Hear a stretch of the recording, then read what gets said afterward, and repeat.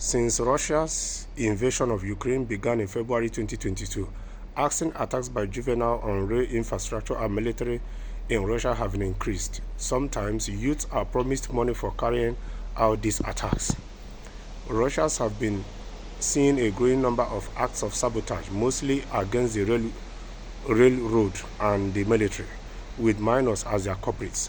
Authorities maintain that young people are being commissioned to carry out such operations by pro-Ukrainian handlers on social media networks. Now authorities are using propaganda videos to threaten the young saboteurs. A draft law would make it possible to punish kids as young as 14 for sabotage. At the same time, human rights activists have warned that Russia's security forces could be acting as provocators.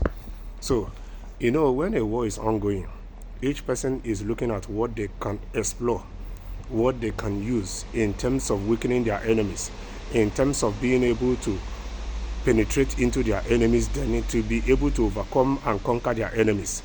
So, if this news is to be true, it means that this is one of the tools that Ukraine is trying to use to get back at Russia. Then, on the other side, on the side of Russia, they have equally implemented a law because they found out that it's mostly minors that are being used for these saboteurs. And they equally found out that sometimes these minors are even promised money to carry out these saboteurs or sabotage they do, and at the end of the day, they don't get paid.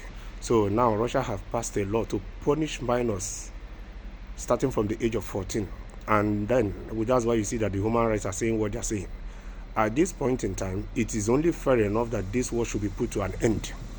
I don't know how many Ukrainians or many Russians that need to die before both Russia and Ukraine and their sponsors will see that there is really need to put an end to this war. There is really need to restore normality back in these two countries. There is really need for this country to start planning on rebuilding the infrastructures that were damaged in the period of these almost 3 years of war.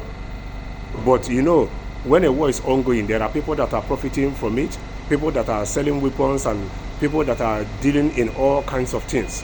So in as much as people are campaigning for peace, that people that are benefiting or profiting from the war will do whatever it is under the table to keep the war ongoing, so they will keep making money.